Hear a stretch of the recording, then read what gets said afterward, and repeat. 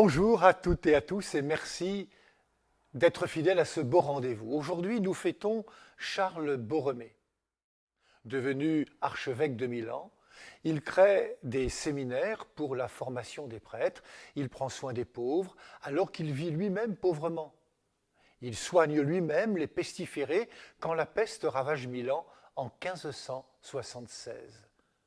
Il demande à tous les religieux de se convertir en infirmiers. Les années passent, et malgré le poids des années, il n'arrête pas de se donner jusqu'à l'épuisement. Il dira, pour éclairer, la chandelle doit se consumer.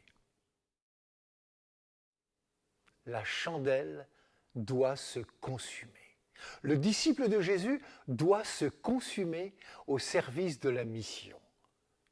Mais avant de s'engager, Jésus, nous dit l'Évangile, se retournant vers celles et ceux qui le suivent, leur demande, par le biais d'une parabole, de prendre le temps de s'asseoir, de prendre la vraie mesure, de réfléchir sur ce que veut dire suivre Jésus de près, devenir son disciple. L'exigence est radicale. Devenir disciple de Jésus, c'est repenser nos liens, nos attaches de toutes sortes, les repenser au prisme de la parole de Jésus qui demande de le préférer et de porter la croix. Comme l'écrit Éloi Leclerc, l'homme doit dépasser l'homme. Il lui faut s'ouvrir à l'amour du Créateur pour son œuvre tout entière jusqu'aux plus humbles créatures. Devenir disciple de Jésus, c'est découvrir que je suis une créature parmi toutes les créatures invitées à participer à l'accomplissement de la création. Autrement dit, à l'œuvre magnifique du Père d'offrir la vie en plénitude. Jésus nous ouvre le chemin. Mieux encore, Jésus est le chemin. Suivre Jésus demande qu'on renonce à notre œuvre, nos ambitions personnelles pour devenir l'œuvre de Dieu. C'est se laisser conduire par le Seigneur. C'est accepter librement de devenir entre ses mains l'instrument du Seigneur. Être disciple est un chemin de conversion permanente. C'est chaque jour que je suis invité à laisser l'Esprit du Seigneur vaincre en moi toute volonté d'appropriation et de domination. C'est un combat, mais un combat qui ouvre à une nouvelle naissance. Je vous laisse avec ce très beau chant, interprété par Michel Weinkanal.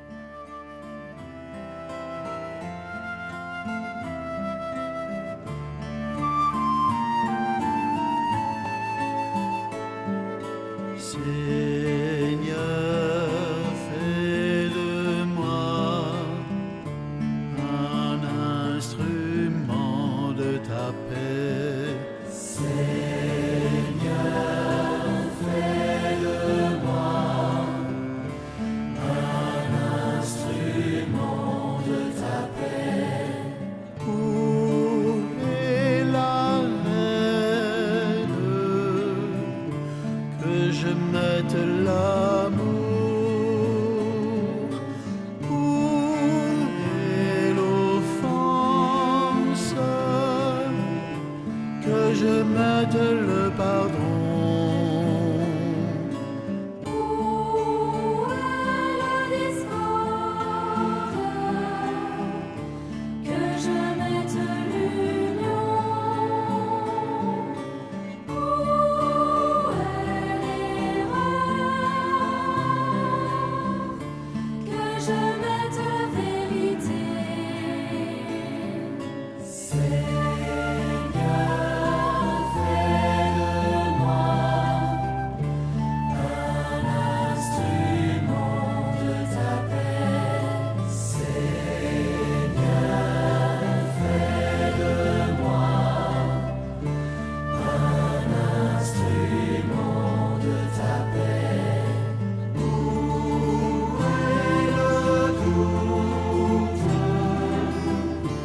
que je mette la foi.